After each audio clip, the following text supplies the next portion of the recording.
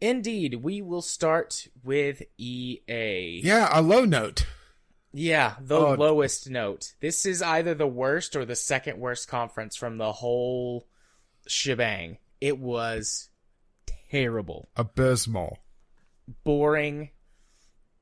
Stupid. Sports ball. Mini games. No. I figured out a way to say this. This is as boring as EA is evil. That's very boring. Very boring. So, I mean, there were things here, but it was... Why does EA have to do their EA Sports throughout the entire damn thing? I don't know.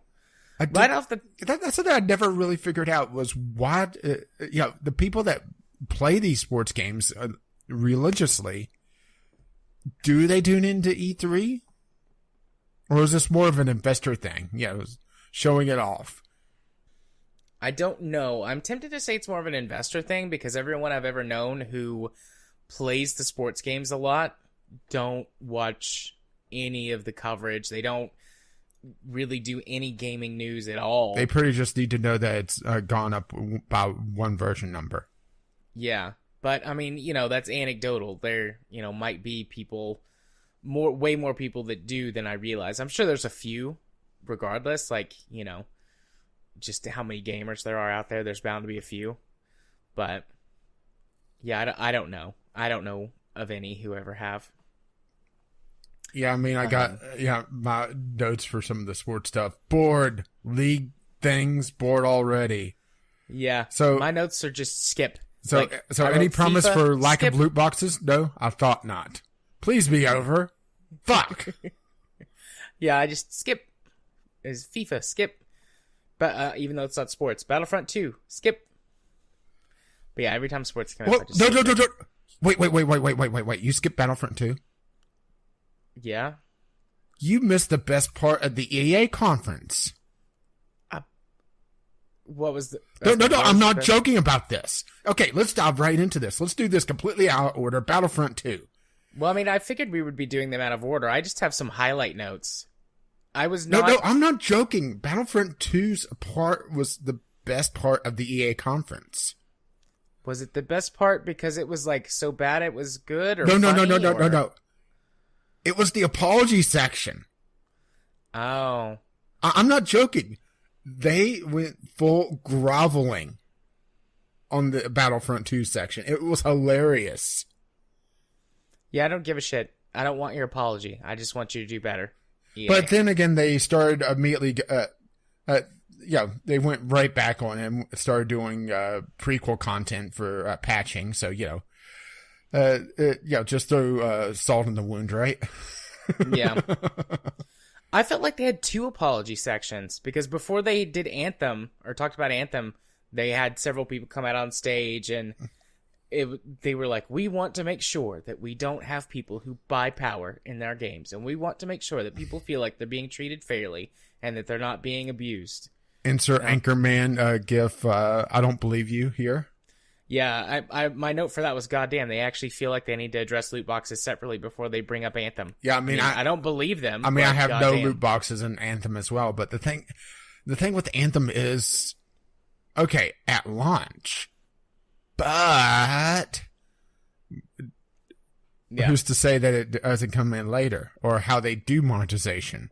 Because, okay, they're backing away from loot boxes. And I actually tweeted out about, wow, EA is backing away from loot boxes. It's almost like they kicked the hornet's nest or something. Yeah. It makes you wonder what they're going to do next. Because EA's always been on the forefront of scummy behavior. Yeah. Anthem, I mean, the fact that they were like, no loot boxes, no non-cosmetic microtransactions, like, makes me go like, okay, maybe, again, because I was like, fuck this, they're just going to fill it with garbage, and even though I want the game, I'm not going to buy a game full of garbage. I'm like, okay, I may look into this, may look into buying this, but, I mean, they're going to have to prove it to me. I'm not just going to go, I'm certainly not going to go pre-order it, thou shalt not pre-order. Yeah, they claimed about no buying of power and no loot boxes, but it's just... I think part of the problem may be just that, okay, only 4 classes.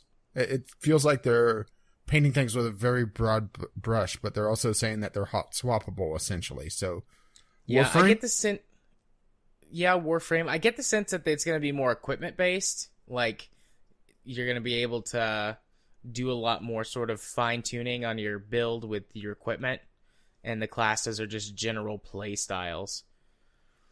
But I don't know. But I gotta say that the combat, it felt anemic. I'm not sure if it's just because the weapon sounds just sounded bad, or if things felt a little bit too bullet spongy, or what. But see, I didn't get that sense. I don't think it's like, oh my god, this is amazing, the best combat ever.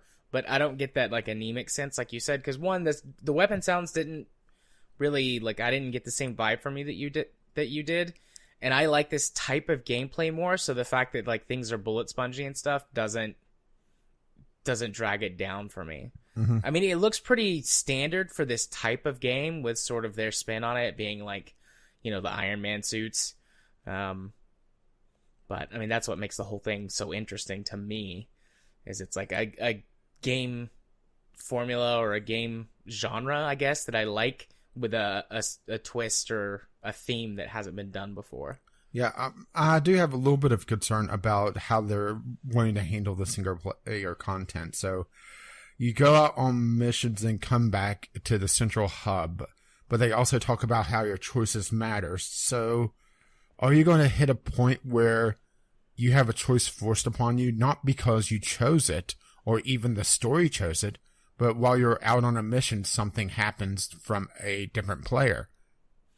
I don't think so. Maybe I misunderstood, but I thought that they said that the central hub was the Was essentially instanced. offline. Yeah, well, I just said air quotes with our offline, but it's instanced to you specifically. Like, you don't see anybody there unless they're in your party. But I was talking about depending on how they handle their missions, like an optional objective to save someone, for example, using very loose terms, like an optional objective, but your group doesn't want to do it, so you're screwed out of it.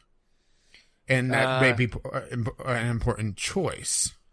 Star Wars Knights of the Old Republic, or no, what was it? What was the MMO?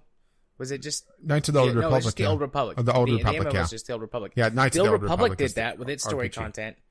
They would basically be like a vote at a story point, and if it didn't go the way you wanted, well, too bad. You can just create a new character in that class and do it again to try and get that story. Yeah, and that sucks. I'd say that it'll all have basically the same ending for in-game grind and raiding. And there might be like some minor differences along the way. Yeah, because that's what you play. Yeah, that's what that's what you play a BioWare game for a completely linear story with no choice. Yeah. I mean, who knows? They might figure out a way to do it. Like, they might surprise us. BioWare, if anyone's going to have a chance at doing that, it's going to be BioWare. But didn't they also say that no romance options as well? Yes, I think so. Which feels odd for a BioWare game. Yeah. In BioWare, the only romance option is to bang everyone. Maybe that's it. Maybe there's no romance. Maybe it's just banging. I'd be okay with that. No. It suits grinding. I see what you did there. And in the literal interpretation of that, yes, please. But then again, you know that that's not going to happen because they already said that the sparks will not fly in this game. You're welcome. Yeah. So other things about the conference, something that I liked, like right off the top, and I told you this yesterday or a couple days ago, the person that they had doing the, I don't know, emceeing for their conference is Alexa Ray, mm-hmm. which I know her from the What's Good Games podcast, and I was really excited to see her branching out and getting bigger in the industry. Like, yeah, but boy, did they have her on a leash, huh? They did have her on a short leash, which is really sad because she's a lot of fun on her podcast, and she was very clearly like not necessarily scripted, but going off of cue cards, like that sort of feel like you're only allowed to say these things and you can like mix it up a little bit. And or whatever. But... Yeah, and reading off cue cards is an acquired skill. Reading text without sounding robotic is Yeah. something that takes a lot of practice to get used to. She did really good at the end when they were just doing sort of the talk show style interview about Anthem. Or, it felt more podcasty. She was still very clearly like not allowed to be completely herself. There was no swearing and no drinking, but it was still good. Hopefully, in a couple of years, she can blink twice and escape from EA and go to a better publisher. Maybe she gets rescued by Alicia Tyler. Yes, Aisha Tyler. They can do their own conference. I don't know what they're gonna do, but the two of them together, that would be epic. The fucking big game conference. Yes. Another thing that was epic about EA's conference was that there were people who booed the Battle Royale announcement for Battlefield 5. I was keeping a Battle Royale counter during every single one of the conferences. My final count actually ended up at 7, which was nearly double what I was kind of expecting, but 2 of them are PUBG and Fortnite. So, but they still count because they talked about them during the conferences. But I think a good chunk of the gamers are starting to get tired of Battle Royale. And it makes me wonder what we're going to, how many of the developers and the publishers are going to kind of fall on their swords trying to catch the Battle Royale storm as it moves on to the next thing. Because Battle Royale is a very simple game mode, but it requires a fair amount of infrastructure. Yeah. I mean, that something's not going well whenever you get boos during an E3 conference. Oh, yeah. And I mean, it wasn't like the whole room was booing, but there were enough people booing that you could be like, oh, yeah, there's definitely people booing this. Which I had a good smile at that. My black heart softened a little bit. Wait, you have the black heart here? Well, what is mine then? A black hole. Well, at least you didn't say I'm heartless. Then I have to deal with Kingdom Hearts 3. His heart is in my heart. We'll get on to the cheese later. The only other thing that I really... Well, no, that's not true. There's a couple of other things I care about. So, Sea of Solitude? Yeah, Sea of Solitude and Unravel 2 both.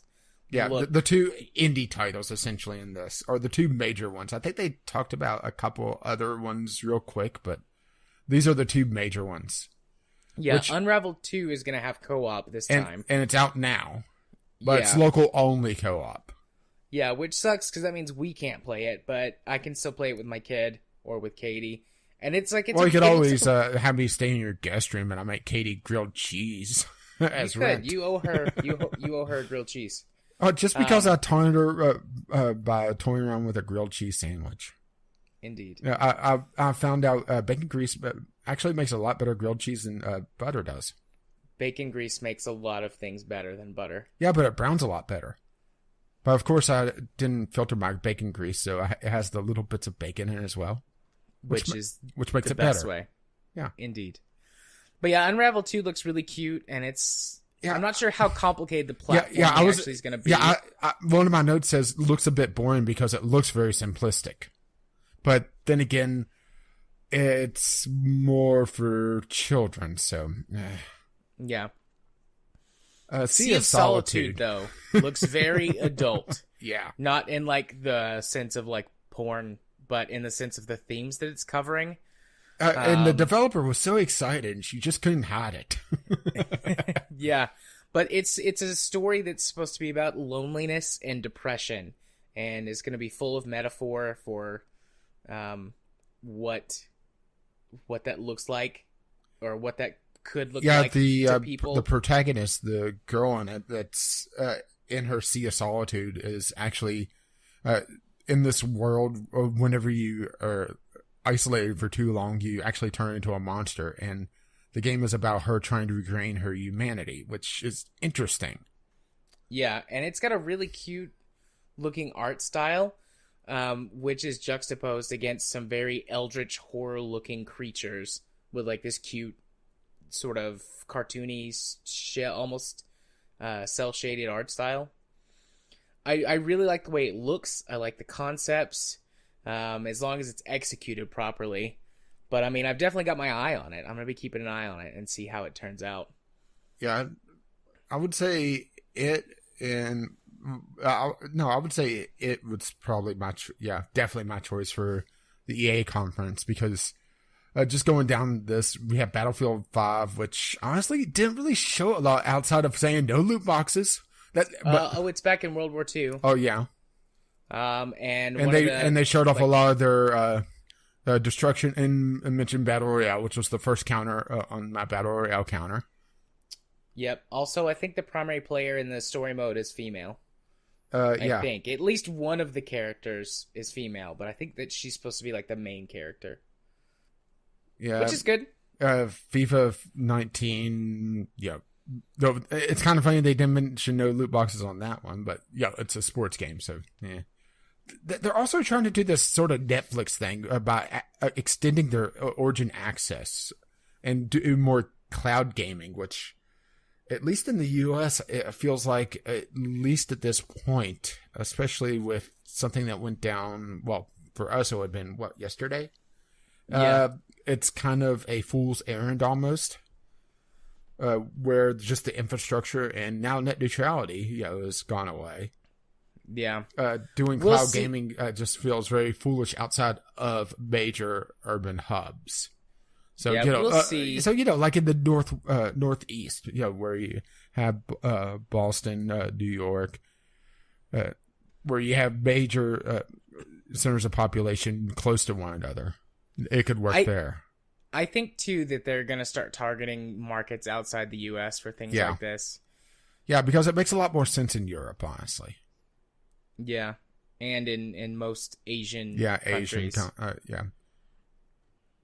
Yeah, I mean, I think locally first, and especially with the news as this was going on about net neutrality, I just was putting those two together. I don't think I'm wrong on that, but it was a little depressing. Yeah. Jedi Fallen Order from someone that was high as fuck. Yeah, they just basically said we're working on it. Nothing shown. Alexa Ray was sitting in the crowd with him, and she was like, "So you're working on this new Star Wars game?" And he's like, "Yeah, it's gonna be a Star Wars game where you're a Jedi." And then they talked for a minute, and he's like, "It's gonna be called Jedi Fallen Order. We're working on it. It'll be here sometime." And he just said that was during the dark time between episodes 3 and 4, and that was it. Yeah. So, yeah.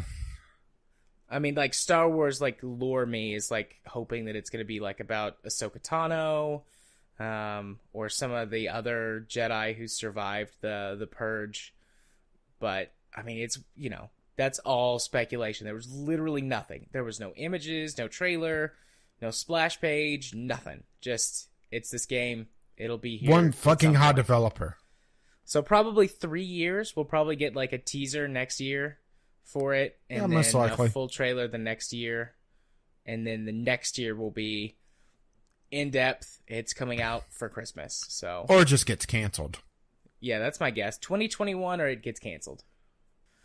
Let's see, Battlefront 2 apology section, Sea of Solid, Command and Conquer. Yep, that's what I was about to bring up. Was Command and Conquer? Command and Conquer's coming back as a mobile title, mobile game. Oh. This was one of the most cringy moments of the conference, not counting musical acts, which for some reason was a theme this year. This was shoutcasted between two esports celebrities. I know it was Day 9, wasn't it? Or In Control, or it was a big StarCraft player and someone that I didn't know. And the only reason why, Day 9 is a PC gaming show, so it was probably In Control or something. It was one of the big StarCraft players, and the only reason why I know it's a StarCraft player is that I enjoy watching StarCraft esports. I'll blame Total Biscuit for that one. Yeah. But it was all showing them playing it with a fucking phone. Yeah. I mean, this is essentially just Clash Royale with I was gonna say this is a Clash Royale style game where you have a base to defend and you gain energy and drop units, and then it seems like you have some more control over them. Like there's points on the map you control to gain use of a nuke. Yeah, you send them off to particular points. I called it tug of war / Clash Royale game because it's not directly attacking the other base. It's more trying to control this nuke to fire and destroy the enemy base. Yeah. So, not quite the same thing, but it's... you gotta love that the trailer looked nothing like the game, of course. Par for the course for a mobile game. Yeah. And the last person in the trailer, too, I think it's supposed to be Kane. And I'm like, okay. Sure, I guess. I mean, I'm going to try it because I love Command and Conquer. And these types of mobile games are usually okay, but... I just wonder how much mobile bullshit's going to be in it. Yeah, I'm not expecting anything awesome. I registered to get early access because all you had to do was click the button that said pre-register for early access. But I mean, I don't know when that's going to be. Yeah. But yeah, that's pretty much it for the EA conference. Well, there was the Madden guy with his wrestling belt. Oh, that guy was fucking cringy as hell as well. Talking about skipping his graduation to go play Madden in a tournament. Good for him, I guess. So, letter grade. Obviously, if you've been listening and you didn't skip ahead, we've been giving all these conferences letter grades. Yeah, did you cut that out of the recording before? Because I did talk about it before. For me, EA gets an N. It hit F so hard, it plowed through the fucker and went several letters before it actually stopped. Okay. And that's just because of all the sports bullshit. Yeah, I'm giving EA an F. There was nothing, not nothing. There was very little of redeeming value in the conference. Half of it was boring. The only redeeming thing for me was the apology sessions. But that was more just Schadenfreude than anything else. Yeah. All right. Well, that's EA. So I guess that technically I give it an F, but unofficially it's an N. Right. Or nope. Yeah, I think EA is going to come in last. I don't know. We'll see, because neither of us liked the Sony conference. You disliked it more than I did, but you still said EA was worse. So I think well that's because the only reason why I think the EA conference was worst was worse, I should say. Yeah, speak while I do not. Is because I suffered through it alone. Because I had you with me bullshitting about the Sony conference. I got you, babe. Boop, boop, boop, boop. You're so sweet. But yeah, that makes sense. That does make sense.